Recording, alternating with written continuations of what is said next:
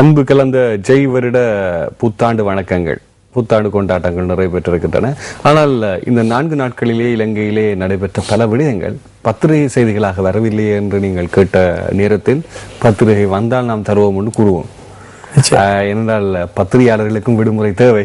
அவர்களும் தமது உறவினர்களோடு தமது மனைவி மக்களோடு சந்தோஷமாக கழிக்க வேண்டும். எனவே புத்தாண்டு முடிவடைந்து சரியாக 2 தினங்களிலே 16ஆம் தேதி ஏப்ரல் மாதம் 2014ஆம் ஆண்டு உங்களை சந்திப்பதிலே பத்திரிகை செய்திகளோடு சந்திப்பதிலே மகிழ்ச்சி கொள்கிறோம்.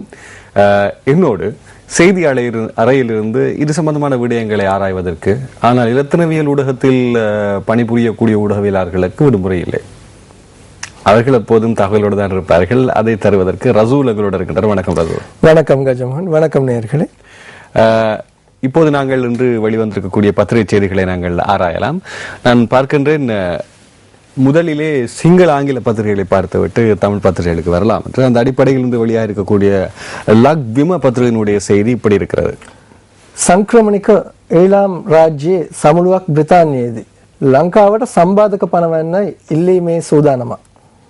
அதாவது புலம்பெயர் ஈழ அரசாங்கத்தின் மாநாடு பிரித்தானியாவில் நடைபெறவிருப்பதாக அந்த செய்தி கூறுகிறது. அதிலே இலங்கை மீது தடைகளை விதிக்குமாறு கோருகின்ற ஒரு ஆயத்த நிலையும் காணப்படுவதாக அந்த செய்தி தாங்கி வந்திருக்கிறது. ஆகவே நாங்கள் இந்த செய்திகளை, சிங்கள பத்திரிகை செய்திகளை முன்னணியில் எடுப்பதற்கான காரணங்கள் பல இருக்கின்றன. இலங்கை சம்பந்தமான சர்வதேச தடையை பற்றி யாராவது உரையாற்றினால் அவர் நாடு கடந்த ஈழம் அல்லது ஈழ ஆதரவாளர் என்ற மறைபொருள் ஒன்று இதில் குறிப்பிடப்படுகின்ற ஒரு முறைமை இருக்கிறதா? அவ்வாறான ஒரு முத்திரை குத்தப்படும் காலகட்டம் தான் இது. அப்ப அதுல ஆராய்வுக்கு இடம் இல்லை. அதாவது பொதுவாக இலங்கை தொடர்பாக தவறு ஏற்படும் என்கின்ற ஒரு விஷயத்தை சுட்டிக்காட்ட முடியாது. பொதுவாக ஈழ ஆதரவு கருத்துக்களை தெரிவிக்கும் பொழுது அவர்கள் அது சார்ந்தவர்கள் அல்லது அதற்கு ஆதரவு தெரிவிப்பவர்கள் என்ற பட்டியலில் உள்ளடக்கப்படுகிறார்கள். இப்போது ஈழ ஆதரவு இல்லை, ஆனால் இலங்கை போர்க்குற்றம் சம்பந்தமாக முகம் கொடுக்க வேண்டும் என்றாலும் அவர்கள் ஈழாதவர்களா? அதாவது போர்க்குற்றம் தொடர்பான விசாரணைகளை வலியுறுத்தும் விடயத்தில் சர்வதேச நாடுகளும் சில நாடுகளும் கைகோர்த்துள்ளன. தனி ஈழம் என்று கதைக்கும் பொழுதுதான் அவர்கள் பயங்கரவாதத்தோடு தொடர்புடையவர்களாகவும் அதனை ஆதரிப்பவர்களாகவும் கூறப்படுகிறார்கள்.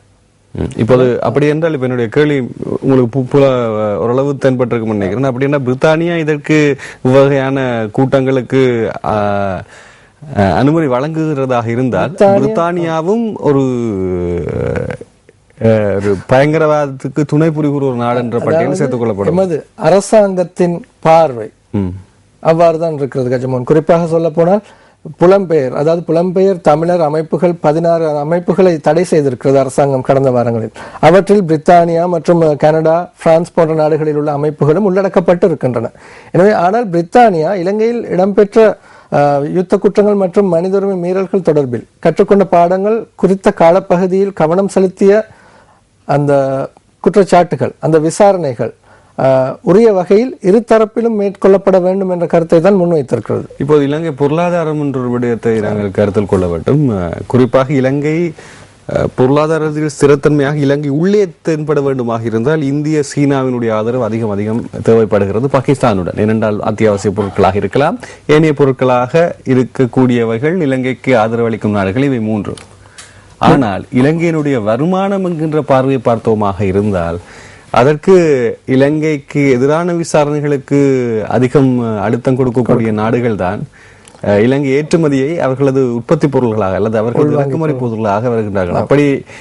அப்படியான விடயங்களையும் நாங்கள் பார்க்க வேண்டிய தேவை இருக்கிறது. அதாவது இலங்கை மீது கூடுதல் கரிசனை செலுத்துவதாகத்தான் இந்த செல்வாக்கு மிக்க நாடுகள் கூறுகின்றன. பொதுவாக இலங்கை விடயத்தில் அக்கறை காட்டுகின்ற, இலங்கைக்கு பொருளாதார ரீதியாக நன்மை பயக்கும் வகையிலான செயற்பாடுகளை முன்னெடுக்கின்ற நாடுகளும் இந்த மனித உரிமை விடயத்தில் இலங்கையை வலியுறுத்துகின்றன. அதாவது ஒன்றை காட்டி ஒன்றை பெற முயற்சிக்கின்றன. அதே போன்று அதே நாடுகள் தான் மனித உரிமைகள் என்ற போர்வையிலே அதிகப்படியான மனித படுகொலைகளை செய்த நாடுகள் என்ற பட்டியல்கள் இடம்பெறுகின்றன என்று இலங்கை அரசினுடைய ஆதங்கமும் ஒரு விதத்தை சரியாக இருக்கின்றது. ஆனால் இலங்கைக்கு எதிராக விடுக்கப்படுகின்ற அழுத்தங்கள் மற்றும் கருத்துகளுக்கு அரசாங்கமும் சளைக்காமல் பதிலடி கொடுத்து வருகிறது. இது இலங்கை இப்படி ஒரு போக்கு பார்க்கும்போது சர்வதேச பார்வை ஒன்று எனக்கு தென்பட்டது.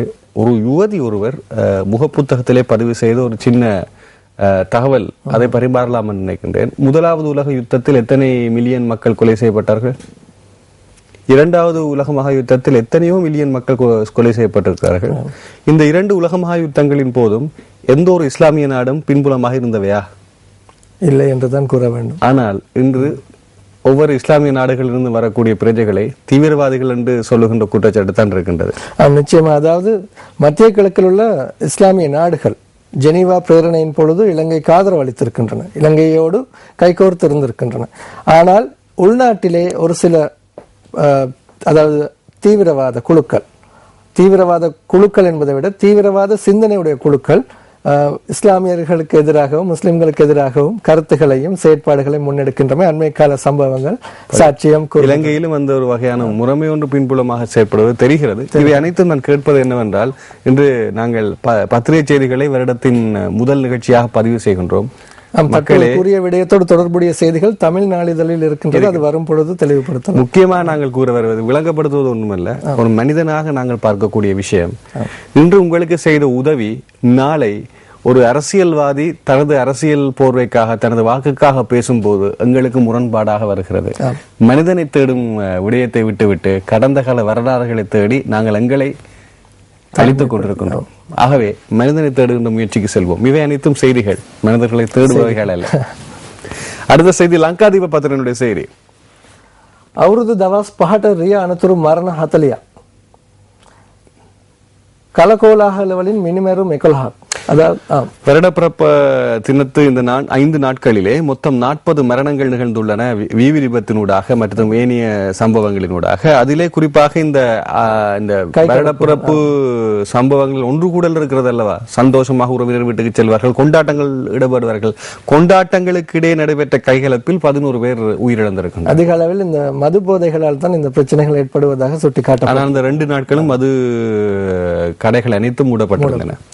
அடுத்து රිවිර පත්‍රனுடைய செய்திகள். අලුත් අවුරුදුදා කිරිවෙහෙරින් අසරිමත් සිදුවීමක්. පිරිත් කියද්දී කොතට පහලින් කිරි පැහැති ද්‍රව්‍යයක් ගලා ආවා.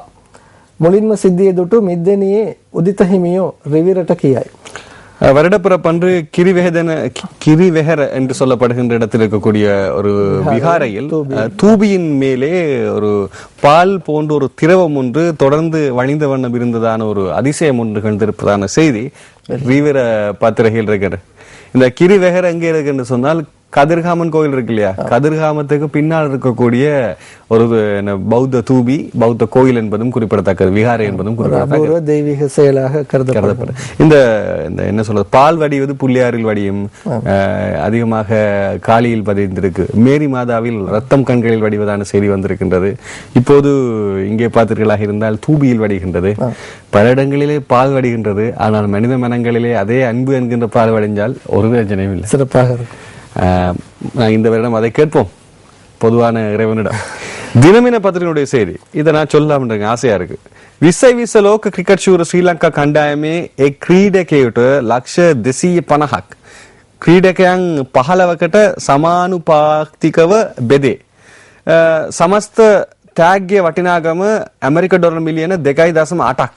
கிரிக்கெட் இதிகாசයේ වැඩිම முதல் பிரசாதය என்கிற செய்தி பிரசுரமாயிருக்கிறது. இதை நீங்க சொல்லலாம். கடந்த ஐபிஎல், அதாவது கடந்த 2020 உலக கிண்ண போட்டியில் இலங்கை அணி சாம்பியன் கிண்ணம் வென்றிருந்தது.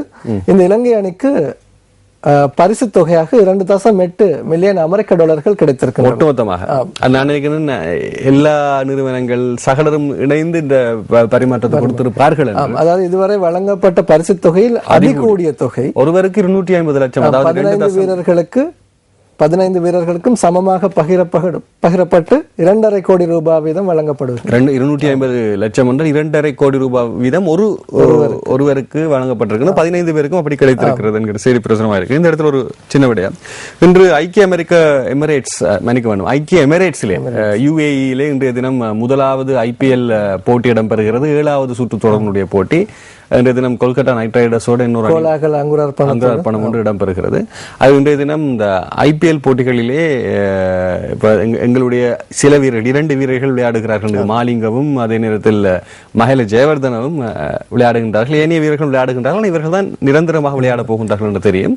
இந்த இடத்திலே சொல்ல வேண்டிய மிக முக்கியமான விஷயம், இந்த IPL ஒரு மாதத்துக்கு அதிகப்படியான தொகைக்கு இந்த வருடத்துக்கு என்ன சொல்வார்கள் ஒப்பந்தத்தை இட்டவர் 14.5 கோடி. யாருக்கு தெரியுமா? யுவராஜ் சிங் அவர்களுக்கு. இப்போது கல்லடி வட்டுதே வீடு அவருக்கு. இரண்டாவது இடம் தினேஷ் கார்த்திக், விக்கெட் காப்பாளர், சென்னையை சேர்ந்தவர். ஆனால் அவர் விளையாடுகின்ற அணி வேறு அணி. அந்த அணிக்கு அவர் 12.5 கோடி ரூபாய்க்கு அவர் இந்திய என்றால் இலங்கையில் கிட்டத்தட்ட 25 கோடிக்கு மேல விளையாடுவதற்கு அவர் அணியிலே இல்லை, இடம்பெறவில்லை. அதாவது தேசிய அணியில் இடம்பெறவில்லை. நான் என்ன சொல்ல வரேன்டா, இது பெரிய தொகையா இருந்தாலும் இலங்கை போன்ற மிகவும் அபார சூழல்கள் இருக்கக்கூடிய அணிக்கு கொடுக்கக்கூடிய பணம் ஒப்பிடும் போது குறைவாகத்தான். அதே நேரம் அவர்களது ஒப்பந்தத்தில் சிக்கல் இருக்கின்றது. 8 மாதங்கள் அவர்கள் பணம் வாங்காமல் விளையாடி இருக்கின்றார்கள் நாட்டிற்காக. சோ உண்மையை சொல்ல போனால் உண்மையான ஒரு நாட்டிற்காக விளையாடக்கூடிய ஒரு விளையாட்டு வீரர்கள். அரசியல் சாயம் பூசக்கூடாது என்பது தனித்துவமான ஒரு கருத்து. இலங்கை கிரிக்கெட் நிறுவனம் அதிக அளவு பணம் புரளுகின்ற ஒரு நிறுவனமாகவும் கடந்த காலங்களில் பதிவாகி இருக்கு. அதே நேரத்தில் 3ஆம் இடத்தில் இருக்கக்கூடிய ஊழல் நிறைந்த நிறுவனமாகவும் பதிவாயிருக்கு. இதை நாங்கள் கூற வேண்டும். අද පත්‍රිනුடைய செய்தி අවුරුදු නිවාඩු දින 5කට මරණ රිය අනතුරු 35යි 40ක් ජීවිතක්ෂයට සුළු රිය අනතුරු ඇතුළු වෙනස් අනතුරු 417ක්. ஏனைய விபத்துகள் மூலமாக 417 பேர் விபத்துக்கு முகம் கொடுத்திருக்கின்றார்கள். 40 பேர் மரணம், 35 பேர் வீதி விபத்தில் மரணம், 5 பேர் வேறு வகையில் மரணம். ஆனால் ஏற்கனவே இன்னொரு பத்திரிகை கூறியிருந்தது கைகலப்பிலே 11 பேர் மரணம் செய்தி. மற்றொரு விடயம் கஜமோகன், அதாவது இந்த விபத்துகளிலே மோட்டார் சைக்கிள்கள் மற்றும் முச்சக்கர வண்டி விபத்துகள் தான் அதிக அளவில் பதிவாகி இருக்கின்றன. குறிப்பாக மது அருந்து விட்டு அந்த வகையானவர்கள் தான் கூடுதலாக வீதியிலே பயணிப்பார்கள். அதே நேரத்தில் இந்த என்ன சொல்வது, இந்த விடுமுறை காலங்களிலே ஹெல்மெட் அணியாமல் எல்லாம் செல்வார்கள். ஊர்ல ஓடுற ஊர்தான கூட இருப்பாங்க, பிரதான விளக்குகளை ஒளிர விடாமல் செல்வார்கள். அது சட்டமாக்கப்பட்டிருக்கு. அடுத்த செய்தி திவைன பத்திரிகையுடைய செய்தி. நுரைச்சோலையிட்ட சீன தாக்ஷண தனும் என்கிற செய்தியாக இருக்கிறது. இந்த நுரைச்சோலையின் சர்ச்சை இன்னும் விடுறவாடி இல்ல, தொடர்ந்த வண்ணம் இருக்கின்றது. சீனாவின் தொழில்நுட்ப உதவி அதன் அறிவு இப்போது அங்கிருக்கும் ஊழியர்களை கொடுக்கப்பட்டிருக்கிறதா? அதுதான் அந்த செய்தியின் விளக்கமாக இருக்கிறது. அங்கே இருக்கின்ற, அதாவது அங்கே இருக்கிற ஊழியர்கள் செய்த வேலைகள் கொஞ்ச காலம் அதிகமாக பேசப்பட்டுச்சு. நிச்சயமாக அது அடிக்கடி செயலிழந்து போவதை தான் நம்மால் காணக்கூடியதாக இருந்தது. அதற்கான தொழில்நுட்ப செலவுகள் பெருமளவில் காணப்படுகின்றன. அதனால் இப்போதான் முடிவெடுத்துக்கிறார்கள் அங்க இருக்கும் ஊழியர்களுக்கு, நுரைச்சோலையில் இருக்கக்கூடிய ஊழியர்களுக்கு தொழில்நுட்ப அறிவு கொடுக்கணும். சீனாவின் தொழில்நுட்பம் அது சீனா வந்து அதை சொல்லிக் கொடுத்திருக்கின்ற செய்தி இருக்கிறது. இவை இன்றைய தினம் சிங்கள பத்திரிகை கொண்டு வந்திருக்கக்கூடிய செய்திகள். இனி ஆங்கில பத்திரிகைக்கு செல்லலாம். இது தி ஐலண்ட் பத்திரிகையினுடைய பிரதான தலைப்பு. Canada with holds Commonwealth funding, Colombo alleges Harper using funds as political tool என்கிற செய்தி ஆயிருக்கிறது. இன்னும் 2 வருடங்களுக்கு கனடாவினுடைய தொண்டு நிதி தொகை, இலங்கைக்கு வழங்கப்படுற தொண்டு நிதி தொகை இடைநிறுத்தப்படுகிறது என்கிற செய்தி. 12 மில்லியன் அமெரிக்க டாலர்கள் 12 மில்லியன் அமெரிக்க டாலர்கள் வழங்கப்படுகிறது. இப்போது இந்த வெற்றி பெற்ற கிரிக்கெட் அணிக்கு 2.8 மில்லியன் அமெரிக்க டாலர்கள் தான் கொடுக்கப்பட்டிருந்தன. ஆனால் இங்கே 12 மில்லியன். ஆனால் இது தடுக்கப்படுகிறது. அதாவது குறிப்பாக பொதுநலவாய நாடுகள் அமைப்பில் உள்ள நாடுகளின் நாடுகளுக்கு உதவுவதற்காகத்தான் இந்த நிதி வழங்கப்படுகிறது. இதனை அரசாங்கமும் சாடி இருக்கிறது. அதாவது ஹாப்பர் என்று சொல்லப்படுகின்ற கனடிய பிரதம மந்திரி இந்த பணத்தை அரசியல் ஒரு அழகாக அல்லது அரசியல் ஆயுதமாக பயன்படுத்துகிறார், தனது வாக்கு வங்கிக்காக பயன்படுத்துகின்றார் என்கிற செய்தியாக இருக்கிறது. ஏனென்றால் அங்கே தமிழர்கள் அதிகமாக இருப்பதனால் அந்த வாக்கு வங்கிகளை செல்வதற்காகவே இது ஒரு செய்தியாக இருக்கிறது. தி ஐலண்ட் பத்திரிகையினுடைய செய்தியில் Indian supreme court move against clandestine military action in support of Sri Lanka. Petition alleges Sikh officer commanded troops during Ilamvo 4 என்கிற செய்தியாக இருக்கிறது. 4வது கட்ட ஈழப்போரின் போது, அதாவது மே 2009ஆம் ஆண்டு இறுதிக்கட்ட போரின் போது இந்தியா வந்து இலங்கைக்கு ஆதரவு வழங்கி இருக்கின்றது. குறிப்பாக அதாவது இந்திய ராணுவம் நேரடியாக யுத்தத்தில் ஈடுபட்டிருப்பதாக அந்த செய்தி தெரிவித்து நேற்றைய தினம் நியூஸ் ஃபர்ஸ்டில் நாம் எடுத்துக்கொண்டோம். இப்படி சொல்லி ஒரு வழக்கொன்று தாக்கல் செய்யப்பட்டது, இந்திய உச்ச நீதிமன்றத்தில் தாக்கல் செய்யப்பட்டிருக்கிறது. அதனை விசாரிப்பதற்காக சிறப்பு ஆணையம் ஒன்றை நியமிக்க வேண்டும் என்று கோரிக்கை விடுக்கப்பட்டிருக்கிறது. அதை விசாரிக்கிறதுக்கு சிறப்பு ஆணையம் ஒன்றை நியமிக்குமாறு அந்த செய்தி இருக்கின்றது. அதே நேரத்தில் இன்னும் ஒரு செய்தி தி ஐலண்ட் பத்திரிகையிலே BJP and allies will form next government opinion poll. கருத்து கணிப்பு சொல்லுகின்றது பிஜேபி, அதாவது மோடியினுடைய அலை இன்னும் அதிகமாக தான் இருக்கின்றது. மோடியினுடைய தனிப்பட்ட மோடியின் கட்சியான பாரதிய ஜனதா கட்சியும் அதே நேரத்தில் ஏனைய அவர்களது அனைப்பு குழுக்களும் சேர்ந்து அடுத்த அரசை நிறுவும் என்று. ஆனால் இந்தியாவினுடைய மிக பிரபலியமான தனியார் செய்தித்தளமான NDTV-னுடைய கருத்து கணிப்பின்படி பிஜேபி, அதாவது மோடியினுடைய தனி கட்சியே அரசு அமைக்கக்கூடிய சக்தி கொண்டதாக தெரிகிறது. ஹரியானா அதிகப்படியான, ஏற்கனவே நாங்கள் கருத்து கணிப்பு பார்த்திருந்தோம். அதே நேரத்தில் உத்தரப்பிரதேஷ் போன்ற பகுதிகளிலே அவருக்கு அதிகப்படியான வாக்கு வங்கிகள் இருப்பது தெரிகிறது. பொறுத்திருந்து பார்ப்போம். ஆனால் அவருக்கு எதிரான பல குற்றச்சாட்டுகள். இப்போது அவர் திருமணமாகி இருக்கிறார் என்கிற செய்தி ஒன்றையும் ராகுல் காந்தி அவரது தேர்தல் படிவத்திலே அவர் பதிவு செய்திருக்கிறார் என்ற ஒரு பிரச்சாரமாக கையாண்டு கொண்டு போகின்றார். எதிர்காலம் தான் பதில் சொல்ல வேண்டும். இப்போது முதலாவது கட்ட தேர்தல் நடைபெற்றுக் கொண்டிருக்கிறது. டெய்லி மிரர் பத்திரிகையினுடைய செய்தி, government seek Interpol role to prevent LTTE resurgence என்கிற செய்தியாக இருக்கிறது. என்ன சொல்வது, புத்துயிர் பெறும் நடவடிக்கைக்கு LTTE-னுடைய முன்னாள் தமிழர் விடுதலை புலிகளுடைய அமைப்பாளர்கள் முயற்சி செய்து கொண்டிருக்கிறார்கள். இதை சர்வதேச ரீதியிலே தடுப்பதற்கு சர்வதேச போலீசாரின் உதவி தேவைப்படுவதாக எமது அரசு அறிவித்திருக்கிறது என்கிற செய்தி ஒன்று இங்கே பிறகு எமது அரசு எதிர்பார்க்கிறது என்கிற செய்தி நேற்று முன்தினம் நாம் செய்திகளில் எடுத்துக்கொண்டும். அதாவது போலீஸ் ஊடக பேச்சாளர் தெரிவித்திருந்தார், சர்வதேச ரீதியாக செயற்படுகின்ற 2 பேரும் குறிப்பிடப்பட்டிருந்த நெடியவன் மற்றும் ஒருவரது பெயர். இவர்களை கைது செய்வதற்கும் சர்வதேச போலீசாரின் உதவி நாடப்படும். சர்வதேச ரீதியாக சர்வதேச போலீசாரின் உதவியுடன் சிவப்பு பட்டியலில் இந்த பெயர்கள் உள்ளடக்கப்பட்டு அவர்களை கைது செய்வதற்கான நடவடிக்கைகளும் மேற்கொள்ளப்படும் என்று கூறப்பட்டது. அதே நேரத்தில் bodies of killed LTTE cadres buried after Hindu religious rituals என்கிற செய்தியாக இருக்கின்றது. இந்து தர்மத்தினுடைய முறையின் அடிப்படையில், கலாச்சாரத்தின் அடிப்படையில் சுட்டு கொலை செய்யப்பட்ட 3 மீள் உருவாக்க புலிய செயற்பாட்டாளர்கள் என்று சொல்லப்படுகின்ற விடுதலை புலிகளுடைய கோபி, அப்பன் மற்றும் தேவியன் ஆகியோரது சடலங்கள் நீதிமன்ற உத்தரவின் பிரகாரம் அனுராதபுரம் பிரதேசத்திலே அடக்கம் செய்யப்பட்டன கடந்த 2 தினங்களுக்கு முன்னர். அதாவது அவர்களது சடலங்கள் தொடர்பான விசாரணைகளும் இடம்பெற்றன. அத்துடன் நீதிமன்ற உத்தரவிற்கமைய அவர்களது உறவினர்களிடம் கையளிக்கப்படவில்லை. ஆனால் உறவினர்கள் அங்கே வருகை தந்திருந்தார்கள். இந்து மத சம்பிரதாயப்படி அவர்களது சடலங்கள் அடக்கம் செய்யப்பட்டிருக்கின்றன. அடக்கம் செய்யப்பட்டதாகத்தான் போலீஸ் ஊடக பேச்சாளர் தெரிவித்திருந்தார். இங்கே எரிக்கப்பட்டதாக சொல்லப்படுகிறது. பரீட் என்றால் அடக்கம் செய்யப்பட்டதாக கூறப்படுகின்றது. ஆனால் இந்து தர்மத்தின்படி அடக்கம் செய்யப்பட்டிருக்குன்னு சொல்லுகின்றது. ஒரு சர்ச்சை உருவாக்கலாம்னு நான் நம்புவேன். சரி, டெய்லி நியூஸ் பத்திரிகையினுடைய செய்தி, minister Samarasinghe on troop in north, we told you so. Friday incident give the lie to western criticism, will not take measures that would jeopardize national security என்கின்ற செய்தியாக இருக்கின்றது. வெள்ளிக்கிழமை தான் அந்த 3 ராணுவத்தினரால் சுட்டுக் கொல்லப்பட்டார்கள். அதனை அடுத்து இந்த சம்பவம் சர்வதேசத்திற்கு உண்மையை எடுத்துக்காட்டி இருப்பதாகவும், இது தேசிய பாதுகாப்பிற்கு அச்சுறுத்தலை ஏற்படுத்தியிருந்த ஒரு சம்பவமாகவும் அவர் கூறியிருக்கிறார். அதே நேரம் நாங்கள் ஏற்கனவே கூறியிருந்தோம் இப்படி நடைபெறலாம் என்று.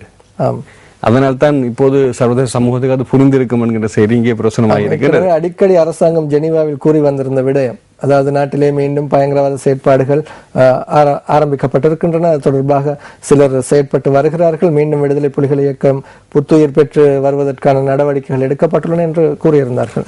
அரசாங்கம் கேட்பதற்கும் ஒரு நியாயம் இருக்கிறது. ஆப்கானிஸ்தான் போன்ற நாடுகளிலே யுத்தம் நிறைவடைந்த பின்னர் இன்னும் அமெரிக்க படைகள் போகவில்லை, அழைக்கப்படவில்லை. மொத்தமாக அமெரிக்க மக்களே அதை கேட்டுக்கொண்டிருக்கிறார்கள், ஏன் அவர்கள் மொத்தமாக வரவில்லை என்று. அப்படியான ஒரு செய்தியை நமது அரசு அமெரிக்கா, அதாவது வடக்கிலே ராணுவத்தினர் நிலை பெற்றிருப்பதற்கான நியாயத்தை மஹிந்த சமரசிங்க கூறியிருக்கிறார் அமைச்சர். எங்கும் சக்தி அதிகம் உள்ளவைதான் செயற்பாட்டு நடவடிக்கைகளுக்கு மூல காரணமாக இருக்கும் என்பதற்கு இது நல்ல உதாரணம். ஏனைய செய்திகளுக்கு செல்வோம். நாங்கள் வீரகேசரி பத்திரிகையுடைய செய்திகளுக்கு வருவோம். ஆதாரங்களை திரட்டும் செயல்முறை விரைவில், பிரித்தானிய வெளிவிவகார அமைச்சர் வில்லியம் ஹேக் தெரிவிப்பு என்கிற செய்தியாக இருக்கின்றது. தமிழ் பத்திரிகை இப்படி செய்தியை கொண்டு வந்திருக்கிறது. நாங்கள் நேரம் வேறு வகையான ஒரு கண்ணோட்டத்தில் இருந்தோம். இப்போது பார்த்தீர்களா கோணம் மாறிவிட்டது. பிரித்தானியாவினுடைய அமைச்சர், வெளிவிவகார அமைச்சர் வில்லியம் ஹேக் தெரிவிக்கின்றார், ஆதாரங்களை திரட்டும் செயல்முறை விரைவில் என்று சொல்கின்ற செய்தி. ஜெனீவா பிரேரணை நிறைவேற்றப்பட்ட பின்னர் அந்த பிரேரணை தொடர்பான விசாரணைகள் மேற்கொள்ளப்பட்டு விரைவில் அதற்கான ஆதாரங்களும் திரட்டப்படும் என்று கூறியிருக்கிறார். அடுத்து, பொதுநல நிதி உதவியை இடைநிறுத்தியது கனடா என்கின்ற செய்தியாக இங்கே இன்னும் ஒரு செய்தி வந்திருக்கின்றது. நாங்கள் பார்த்தோம். என்ன செய்கின்றனர் என்பதை பார்த்தே அடுத்த கட்ட நடவடிக்கை. அமைச்சர் கேலிய ரம்புக்வல்ல தெரிவிப்பு.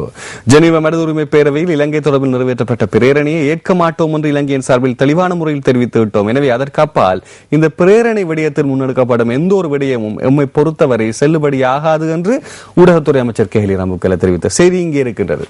அடுத்து தென்னாப்பிரிக்க விஜயம் ஆக்கப்பூர்வம், விசேட பிரதிநிதி விரைவில் வருகின்றார். கூட்டமைப்பின் தலைவர் சம்பந்தன் கருத்து. இது குறிப்பாக தமிழ் மக்களிடையே கொஞ்சம் முரண்பாடான ஒரு செய்தியாக இருந்தது. அதாவது ட்ரூத் அண்ட் ரீகன்சிலேஷன் கவுன்சில் என்று சொல்லப்படுகின்ற தென்னாப்பிரிக்காவிற்கான அந்த அதே போன்ற ஒரு அமைப்பின் முறையில் இலங்கைக்கான தீர்வை கொண்டு வரும் செயற்பாடு குறிப்பாக இது ஆராயப்பட வேண்டிய ஒரு செய்தி கஜமோகன். அதாவது தென்னாப்பிரிக்காவில் கருப்பு வெள்ளை இன மக்களுக்கு இடையிலான பிரச்சனைகளை தீர்வு காண்பதற்காக மேற்கொள்ளப்பட்ட பேச்சுவார்த்தைகளில் மறைந்த நெல்சன் மண்டேலாவோடு அதாவது இலங்கை விவகாரங்களுக்காக தென்னாப்பிரிக்காவில் தற்பொழுது நியமிக்கப்பட்டிருக்கின்றவர் தான் சிரில் ராமபோசா. அவர் மே மாத இறுதியில் நாட்டிற்கு வருகை தருவதாக சம்பந்தன் ஐயா கூறியிருக்கிறார். அதாவது கடந்த வாரம் தமிழ் தேசிய கூட்டமைப்பு அங்கே சென்று அதாவது இலங்கையில் சமாதானத்தை ஏற்படுத்துவதற்காகவும் தேசிய பிரச்சனைக்கு தீர்வு காண்பதற்குமான விடயங்களை ஆராய்ந்திருக்கிறார்கள், அவர்களுக்கு தெளிவுபடுத்தி இருக்கிறார்கள். இந்த அடிப்படையில் அவர் வருகை தரவிருக்கிறார். ஆனால் தென்னாப்பிரிக்கா இந்த விடயத்தில் ஒரு அனுசரணையாளராகத்தான் செயற்பட போகின்றது, நடுநிலையாளராக அல்ல, அனுசரணை. அது மட்டுமல்ல, சம்பந்தனையா தெரிவித்திருக்கிறார், இவர்கள் இலங்கையிலே ராணுவ அதாவது வடக்கு கிழக்கிலே இருக்கின்ற ராணுவ கெடுபிடிகள், அது மட்டுமல்லாமல் மனித உரிமை மீறல்கள் உள்ளிட்ட நல்லிணக்க செயற்பாடுகளின் தன்மை குறித்தும் எடுத்து உரைத்திருக்கிறார்கள். எனவே அவர்கள் அது குறித்து கவனம் செலுத்தி அரசாங்கத்துடன் பேச்சுவார்த்தை நடத்தப்பட்ட பின்னர் அடுத்த நகர்வு குறித்து சிந்திப்பதாக கூறியிருக்கிறார். அடுத்த செய்தி, பயங்கரவாத பட்டியலில் பொதுபல சேனா என்கிற செய்தியாக இருக்கு. பொதுபல சேனா ஒரு பயங்கரவாத அமைப்பு என பயங்கரவாத அமைப்புகள் பட்டியலிடும் பிரபல சர்வதேச நிறுவனம் ட்ரக் எனும் நிறுவனம் குறிப்பிட்டுள்ளது என்கிற செய்தியாக இருக்கின்றது. அப்படி சர்வதேச ரீதியில் சொல்லக்கூடிய இந்த terrorism research and analysis consortium என்று சொல்லப்படுகின்ற இந்த அமைப்பே இப்படி சொல்லுகின்றது. அப்படி இருக்கும்போது இலங்கையில் சுதந்திரமாக பொதுபல சேனா 30 வாகனங்களில் மன்னாரில் சென்று அங்கிருக்கும் மௌலவிகளை மிரட்டக்கூடிய செயற்பாட்டில் ஈடுபடுவதாக இருந்தால் அதற்கு காரணம் என்ன என்பதுதான் நாமும் கேட்கும் கேள்வியாக இருக்கிறது. சர்வதேச நிபுணர்கள் 3800 பேருக்கும் அதிகமானவர்களை கொண்ட ஒரு கூட்டமைப்பு தான் இப்பொழுது நாம் பார்த்த ட்ரக் என்ற அமைப்பு. இந்த அமைப்பு சர்வதேச அதாவது பயங்கரவாதம் மற்றும் அது தொடர்பான பகுப்பாய்வுகளை மேற்கொள்கின்ற ஒரு கூட்டமைப்பு. இந்த அமைப்பு தான் பொதுபல சேனாவை தடை செய்திருக்கிறது. அதான் நான் கேட்ட கேள்விக்கு விடையே நாங்க கேட்போம். தமிழர் மீதான கெடுபிடி அரசியல் முயற்சிகளை சிங்கள கட்சிகள் புரிந்து கொள்வது அவசியம். சரத் பொன்சேகாவிடம் மனோ எடுத்துரைப்பு என்கிற செய்தியாக இருக்கு. ஜனதா கட்சியினுடைய தலைவருக்கு ஜனநாயக மக்கள் கட்சியினுடைய தலைவர் சென்று சந்தித்த செய்தியாக இந்த செய்தி இருக்கின்றது. ஆகவே ஜனநாயகம் ஓரளவு வெளியில் வர வேண்டும் என்ற ஆதங்கம் தான் ஜனநாயகம் பற்றி பேசப்பட்டிருக்கிறது. அடுத்து, தலையால் அடிச்சுக்கிட்டேன், செல்ல போய் வாங்காதன்னு கேட்டீங்களா என்கின்ற, சேல்ல போய் வாங்க வேணாம்னு கேட்டீங்களா என்கின்ற செய்தியாக இருக்கின்றது. ஏனென்றா வாங்கின உறுப்புகள் எல்லாம் 50%, 75% என்று சொல்லி அதுக்கேற்ற வகையில அளவும் குறைஞ்சிருக்கிறத இங்க காட்டுகிறது. காரணம் அப்படி இருக்கிறது மக்களது பொருளாதார நிலை என்பதை கேலி சித்திரமாக கழிவு விலையில் வாங்கி வந்த பொருட்கள் இவ்வாறு தான் இருக்கின்றன என்ற செய்தி அங்கே காட்டப்பட்டிருக்கு. புத்தாண்டு செய்தியா இருக்கு. அதே நேரத்தில் ஆசிரியர் தலைங்க வீரகேசரனுடையது, கைது செய்யப்பட்டவர்களை விடுவிப்பதற்கு துரித நடவடிக்கைகள் எடுக்கப்பட வேண்டும் என்கின்ற செய்தி. கடந்த செய்தியின் பொழுது ஒரு விடயம் கஜமோகன், அதாவது பயங்கரவாத தடை அதாவது தடுப்பு சட்டத்தின் கீழ் புலனாய்வு பிரிவினரால் கைது செய்யப்பட்டிருந்த 65 பேர், அவர்களில் 19 பேர் விடுதலை செய்யப்பட்டிருப்பதாக நேற்றைய தினம் செய்திகள் வெளியாகி இருந்தன. இவர்களில் கோபி மற்றும் அப்பன் ஆகியோரின் தாய்மாரும் அடங்குவதாக நேற்றைய தினம் சுட்டிக்காட்டப்பட்டது. ஆரோக்கியமான ஒரு விசாரணை நீண்ட காலத்திற்கு பின்னர் இடம்பெற்று இப்போது ஒரு வெளியிடப்பட்டிருக்கு. சில விடயங்களை நாங்கள் நேரடியாகவே நன்றிகள் தெரிவிக்க வேண்டிய அல்லது ஏற்றுக்கொள்ள வேண்டிய கடமை இருக்கிறது. ஆகவே இப்படியாக ஏனைய கைதிகளும், அதாவது இதுவரையும் சந்தேகத்தின் பேரில் கைது செய்யப்பட்டு அவர்களுக்கு எதிரான எந்த ஒரு குற்றச்சாட்டு நிரூபிக்கப்படாத ஏனைய கைதிகளையும் விடுவிக்கப்படுமாக இருந்தால் அது ஒரு ஆரோக்கியமான விடயம். அதாவது குற்றச்சாட்டுகள் இன்றி வெறுமனே தடுத்து வைக்கப்பட்டிருக்கின்றவர்கள் விடுதலை செய்யப்பட வேண்டும் என்ற கோரிக்கை பல்வேறு அமைப்புகளால் மற்றும் கட்சிகளால் தொடர்ந்து விடுக்கப்பட்டு வருகின்றது. பல வீடுகளிலே பாத்திரங்களாக இருந்தால் அவர்கள் தான் இல்லத்தரசர்களாகவும் முக்கியமான பொருளாதாரத்தை கொண்டு வருவதாக இருப்பார்கள், குடும்பத்தின் இருப்பார்கள். அவர்கள் இல்லாத பட்சத்தில் குடும்பம் மிகவும் கடுமைப்பட்டிருக்கும். அதனால் அந்த பெண்கள் பெருமளவில் ஏனைய பாதுகாப்புக்கும் கொடுத்திருப்பார்கள். இதையும் ஞாபகப்படுத்த வேண்டும். அடுத்து நாங்கள் தினகரன் பத்திரிகையுடைய செய்திகளுக்கு செல்வோம். புத்தாண்டு கால விபத்துகளினால் 5 நாட்களில் 38 பேர் உயிரிழப்பு, நாடு பூராகவும் 417 சம்பவங்கள் பதிவு, மது போதையில் வாகனம் ஓட்டிய 877 பேர் கைது, மக்களுக்கு இடையூறு இன்றி கொண்டாட்டங்களை நடத்துமாறு போலீசார் கோரிக்கை என்ற செய்தியாக இருக்கிறது. ஆகவே இன்னும் கொண்டாட்டங்கள் இருக்கும். கொண்டாட்டங்களை நீங்கள் நினைத்துக் கொண்டிருக்கும் நேரம் என்ன? செலான் லீசிங் ஃபிளெக்சிபே நேரம் காலை 7 மணி. அந்த நேரம் 7 மணி. ஆகவே இந்த வாரம் முழுவதுமாக இலங்கையை பொறுத்த மட்டில் பல அவுடுதுன்னு சொல்வார்கள், புத்தாண்டு கொண்டாட்டங்கள் வளமை விளையாட்டு போட்டிகள். ஆனால் நீங்க பாத்தீங்கன்னா அடுத்த வாரம் தான் கொழும்பிலே கூடுதலான புத்தாண்டு கொண்டாட்டம் நடக்கும். அந்த ஊருக்கு போயிட்டு திருப்பி வந்து கொண்டாட்டங்கள் நடத்துவாங்க. அடுத்து செய்திகளுக்கு செல்லலாம். விசாரணைக்காக இலங்கை வர அனுமதி வழங்க மாட்டோம், மல்வத்த பீடன மகாநாயக்கர்களிடம் அமைச்சர் சமரசிங்க தெரிவிப்பு என்கிற செய்தி இருக்கிறது. தனது வாக்காளர்களை திருப்திப்படுத்துவதற்கு கனடா தன்னிச்சையாக வழங்கும் நிதியை இடைநிறுத்தி இருப்பது நல்லிணக்கப்பாட்டிற்கு முயற்சிகளுக்கு எதிரான செயற்பாடாகும், வெளியுறவு அமைச்சின் பேச்சாளர் கண்டனம் என்கிற செய்தியாக இருக்கிறது. நாங்கள் நேரடியாகவே பிரதமரை நாங்கள் ஸ்டீவ் ஹாப்பரை நாங்கள் கூடுதலாக திட்டுவோம், எச்சரிக்கை விடுப்போம், கனடாவை நின்று உதவி வேணாம்னு சொல்லுவோம், கனடா எங்களுக்கு எதிரான நடவடிக்கை, எங்கள் நாட்டுக்கு எதிரான நடவடிக்கை ஈடுபடுன்னு சொல்லுவோம், எங்களுக்கு பணம் கொடுக்காட்டி அதுவும் சுயாதீனமாக தனது செயற்பாடு செய்யறதுன்னு சொல்லுவோம். அது மட்டுமல்ல, கனடா கூறியிருக்கிறது இந்த பொதுநலவாய அமைப்பின் தலைமைத்துவம் அதாவது தற்பொழுது இலங்கை வசம் இருக்கிறது. அதாவது இலங்கை ஏற்கனவே தனது பொறுப்பு கூற வேண்டிய கடப்பாட்டை கரிசனையோடு மேற்கொள்ளவில்லை. இதன் அடிப்படையில் இந்த தலைமைத்துவத்தின் கீழ் இருக்கின்ற இந்த நாட்டிற்கு அதாவது இந்த நிதி வழங்கப்படுமானால் அது பொதுநலவாய கொள்கைகளுக்கு அதாவது கொள்கைகளுக்கும் விழுமியங்களுக்கும் மாற்றமானதாக அமையும் என்று கனடா கூறியிருக்கிறது. இந்த நிதியை சிறுவர் துஷ்பிரயோகங்கள் மற்றும் சிறுபராய திருமணங்களை தடுப்பதற்காக செலவழிக்கப் போவதாக கனடா கூறியிருக்கிறது. பார்ப்போம் அது எப்படி செய்ய போகிறது. அரசுடன் இணையாமல் செய்ய முடியுமா? செய்ய முடியாது. ஆனால் கனடா தனிப்பட்ட முறையில் அதனை வேறு அமைப்புகளோடு தொடர்பு கொண்டு செய்யக்கூடிய வாய்ப்புகள் இருக்கின்றன. அதற்கு இலங்கை அரசு அதாவது பொதுநலவாயத்தின் ஊடாகத்தான் செய்ய முடியாது. பொதுநலவாய அமைப்பின் தலைமைத்துவம் இலங்கையின் வசம் இருப்பதால் அப்படி ஒரு விடயம். தேசிய மருந்து கொள்கை சட்டம் மூலம் அடுத்த மாதம் பாராளுமன்றத்திற்கு செய்தியாக இருக்கின்றது. நீங்கள் சொல்லும் போதுதான் புரிகிறது. அதாவது பொதுநலவாயத்தின் தலைமைத்துவம் இருப்பதனால் அதால் செய்விட ஏனைய ஐக்கிய நாடுகள் மனித உரிமைகள் ஏனைய அமைப்புகள் மூலமாக செய்யலாம், அல்லது சிறுவர் நிதி அமைப்புகள் மூலமாக செய்யலாம் என்றது உங்களுடைய கருத்து. நன்றி. தேசிய மருந்து கொள்கை சட்டம் மூலம் அடுத்த மாதம் பாராளுமன்றத்தில் செய்தி இருக்கிறது. மிக முக்கியமானது. என்றால் குறிப்பாக மருந்தகங்களோடு அல்லது சுகாதாரத்தோடு இருக்கக்கூடிய அமைப்புகள் பல இப்போது என்ன சொல்வார்கள், போராட்டம் நடத்துவதற்கு முன்வருகின்றார்கள். பெரிய சர்ச்சை இடம்பெற்றுக் கொண்டிருக்கின்றது. அதே தருணத்திலே எமது அமைச்சர் மைத்திரிபால சிறிசேன அவர்களுக்கு சர்வதேச விருது கிடைத்திருக்கின்றது. இப்போது மருந்து கொள்கை சட்டம் மூலமாக்கப்படுகின்றது. பார்ப்போம் அடுத்த மாதம் பாராளுமன்றத்தில் காரசாரமான விவாதம் நடைபெறுவதற்கு வாய்ப்பு. அதாவது குறிப்பாக போலி மருந்து வகைகளை தடுப்பதற்காகவும் தரமான மருந்துகளை நோயாளர்களுக்கு வழங்குவதற்காகவும் தான் இந்த சட்டம். அதே நேரத்தில் மருத்துவர்கள் அந்த மருந்து வகைகளை அந்த மூலத்தை தான் எழுத முடியும், ஆனால் மருந்தின் பெயரை பதிவு செய்ய முடியாது. அதாவது பிராண்ட் நேம் என்று சொல்லப்படும் வர்த்தக நாமத்தை பதிவு செய்யக்கூடாது ஒரு சட்டம் வந்தது. ஆனால் அது பெரிதாக நடைமுறைக்கு வருவதாக தெரியவில்லை. குறிப்பாக வைத்தியர்களின் கையெழுத்து புரிகிறதா? யாருக்கும் புரிய போறது இல்லை தானே. அப்படி இருக்கலாம். சரி, புத்தாண்டில் மது போதையில் ஏற்பட்ட விபத்துகளினால் 38 பேர் உயிரிழப்பு என்கிற செய்தி இருக்கின்றது. மது மரணத்தின் மூல 40 உயிரிழப்பு என்பதுதான் நேற்றைய கடைசியாக கிடைத்த செய்தி. அடுத்த செய்திகளுக்கு செல்லாம். நாங்கள் சுடரொளி பத்திரிகை செய்திகளுக்கு அங்கே இருக்கக்கூடிய பிரதான தலைப்பு, பொதுநலவாய அமைப்புகளுக்கான நிதி அளிப்பை நிறுத்தியது கனடா, இலங்கை தலைமை வகிப்பதால் நடவடிக்கை, தென்னாப்பிரிக்க சமரசத்திற்கு ஒத்துழைப்பு வழங்க தயார், சம்பந்தன் அறிவிப்பு, அரசு ஒத்துழைக்குமா எனவும் கேள்வி, இலங்கை இந்திய மீனவர்கள் மே 12 கொழும்பில் பேச்சு, தமிழக அரசு ஒப்புதல். மார்ச் 25ஆம் தேதி நடைபெறவிருந்த இந்த 2ஆம் கட்ட பேச்சுவார்த்தை கொழும்பில் நடைபெறவிருந்தது. அது இலங்கை அதாவது இந்திய மீனவர்களின் கைதை அடுத்து அந்த பேச்சுகள் ஒத்திவைக்கப்பட்டன காலவரையறையின்றி. தற்பொழுது மீண்டும் அந்த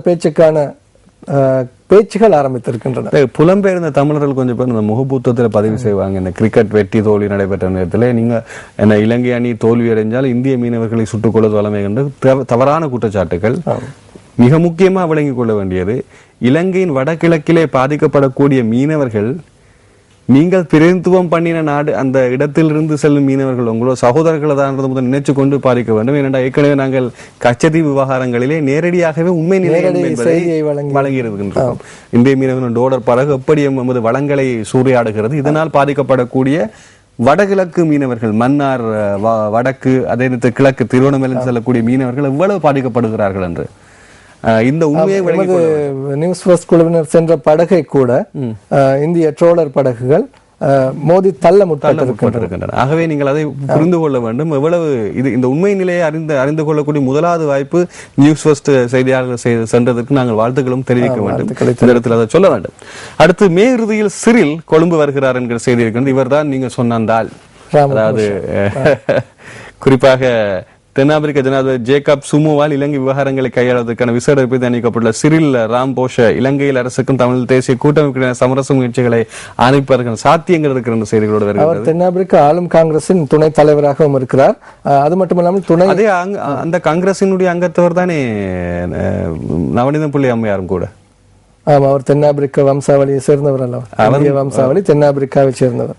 அதையும் நாங்கள் சொல்ல வேண்டும். அவரும் காங்கிரஸ், அதாவது தென்னாப்பிரிக்க காங்கிரஸ் என்று சொல்லப்படுகின்ற இணக்கப்பாட்டுக்கான அமைப்புக்கு துணை போன ஒருவர், அதே நேரத்தில் பிரதான நீதிபதியாகவும் செயற்பட்டவர்.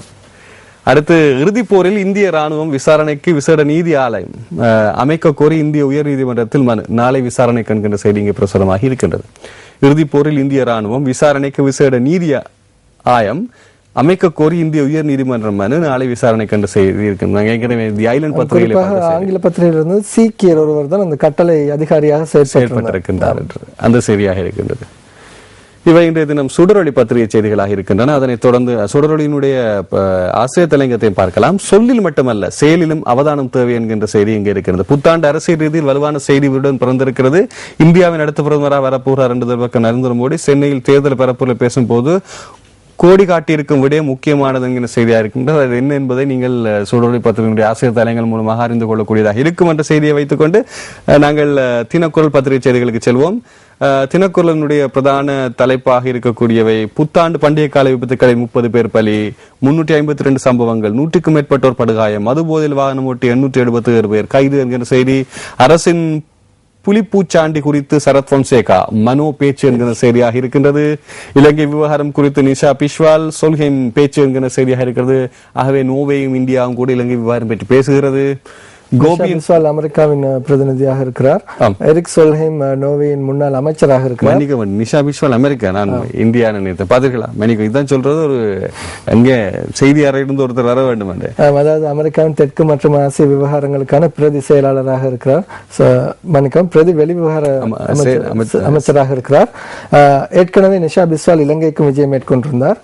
அது மட்டுமல்ல, எரிக் சொல்ஹெம் இலங்கை, அதாவது 2001 இடம்பெற்ற விடுதலை புலிகள் அரசாங்கம் பேச்சுவார்த்தையின் பொழுது முக்கிய பங்காற்றியிருந்தார். அந்த அடிப்படையிலே இலங்கை தொடர்பில் இருவரும் பேச்சுவார்த்தை நடத்தியிருக்கிறார்கள். அடுத்த செய்தி, கோபியின் தொலைபேசி அழைப்புகள் குறித்து போலீசார் விசாரணை. இவை இன்றைய தினம் தினக்குரல் பத்திரிகையில் இருக்கும். ஏனைய செய்திகளோடும் வருகிறது. இறுதி யுத்தத்தின் போது இந்தியா ரகசியமாக இலங்கைக்கு படைகளை அனுப்பியிருந்ததா? உச்ச நீதிமன்றத்தில் மனு தாக்கல். சீக்கியர் ஒருவர் தான் அதை தலைமை தாங்கியிருக்கான செய்தி வந்திருக்கு. நீங்க சொன்னது போல் கீழே விழுந்த பணத்தை எடுக்க இறங்கிய யுவதியை நடுக்காட்டில் விட்டு சென்ற தனியார் பஸ் என்கிற செய்தி. உடப்பு முல்லைத்தீவுக்கு இடையில் செயற்படும் தனியார் பஸ்ஸில் பயணம் செய்த யுவதி ஒருவரின் 1000 ரூபாய் பணம் வெளியில் விழுந்து விடவே அதனை எடுப்பதற்காக இறங்கிய அந்த யுவதியை நடுக்காட்டில் தனியாக விட்டுவிட்டு சாரதி பஸ் எடுத்து சென்ற சம்பவம் ஒன்று இடம்பெற்றுள்ளது. இது ஒரு கவலைக்கிடமான செய்தி. இந்த விடயத்தை பார்க்க வேண்டும். அதாவது வடக்கிலே நேற்று முன்தினம் ஒரு கிணற்றிலிருந்து ஒரு யுவதியின் சடலம் மீட்கப்பட்டது. அவர் மாத்தளையிலிருந்து அங்கு சென்றிருந்தார். அதே போன்று யாழ்ப்பாணத்திலும் நேற்று முன்தினம் ஒரு சடலம் மீட்கப்பட்டிருந்தது. இந்த அடிப்படையிலேயே விளங்கவில்லை. அவர் அங்கே அந்த குருநகர் பிரதேசம் என்று நினைக்கின்றார். இவ்வாறு வடக்கிலே யுவதிகளின் சடலங்கள் அண்மை காலமாக மீட்கப்பட்ட, அதாவது நான் அறிந்தவரை கிணறுகளில் இருந்துதான் மீட்கப்பட்டிருக்கின்றன. ஆகவே இது தனி குழு செயற்படுகின்றதா வேறு வேறு சம்பவங்களா என்று பார்க்க வேண்டியிருக்கிறது.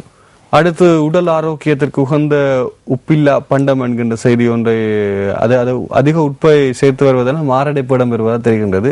ஏழு நாடுகளில் உப்பை சேர்க்க சொல்லுகின்றார்கள். இலங்கையை பொறுத்த மட்டும் அதிகம் உப்பு இருப்பதனால் உப்பை குறைக்க சொல்கிறார்கள் மாரடைப்பு வகை. இது தினக்குரல் பத்தினுடைய செய்தி. இன நல்லுறவு, அதற்கு அந்த இன நல்லுறவு சொல்லப்படுகின்ற அந்த பசுவினுடைய வாலுக்கு வெடி வைக்கிறது யாருன்னு கேட்டீங்கன்னா பொதுபல சேனாங்கிற செய்தி பிரதீப்பினுடைய காலம் தேடி கேலி சித்திரமாக இருக்கின்றன. தினக்குரல் பத்திரிகையினுடைய செய்திகள் அவை. அதனைத் தொடர்ந்து நாங்கள் யாழ் தினக்குரல் பத்திரிகையினுடைய செய்திகளை பார்க்கலாம். பாதிரியாரின் பாலியல் துன்புறுத்தலே குருநகர் யுவதி மரணத்திற்கு காரணம். தாயார் அளித்துள்ள வாக்குமூலத்தில் தெரிவிப்பு. கொல்லப்படவில்லை, நீரில் மூழ்கிய மரணம் என்கிறது மருத்துவ பரிசோதனை அறிக்கை என்கிற செய்தியாயிருக்கு. மருத்துவ பரிசோதனை இப்படி சொல்கிறது, தாயார் இப்படி ஒரு குற்றச்சாட்டை செய்கின்றார். நீரில் மூழ்கியும் ஆனால் இந்த பாதிரியாரின் பாலியல் துன்புறுத்தல குருநகர் யுவதி மரணத்துக்கு காரணம் இது. இதனுடைய என்ன சொல்வது, நீதிமன்றம் சென்று இதனுடைய சரியான அறிக்கை வந்தவுடன் தான் நாங்கள் ஒரு ஊடகவியலாளர் கருத்து தெரிவிக்கலாம், அல்லது ஒருவர் சம்பந்தப்பட்ட விடயமாக அது மாறிவிடும். எனவே அதன் பின்னர் நாங்கள் இதை பற்றி விசாரணைகளின் போது வேறு வேறு தகவல்கள் வரலாம். பூநகரில் புலிகள் உருவாக்கிய 2000 தென்னைகள் எரித்து நாசம், படையினரின் அசட்டையினால் அழிக்கப்பட்டன என்கின்ற செய்தி இங்கே பிரசுரமாகி இருக்கின்றது. பொதுநலவாயத்திற்கு அன்றி இடைநிறுத்தியது கனடா என்கின்ற செய்தியாக இருக்கின்றது. இவை இன்றைய தினம் யாழ் தினக்குரல் பத்திரிகை செய்திகள். இன்று வெளிவந்த பத்திரிகை செய்திகளை நாங்கள் சேர்த்து விட்டோம்.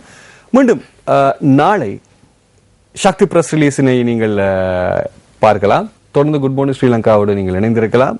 நன்றி ராசு. நன்றி கஜமோன். இறுதி ஒரு சின்ன இடைவெளி எடுத்துக்கொண்டு மீண்டும் சந்திப்போம்.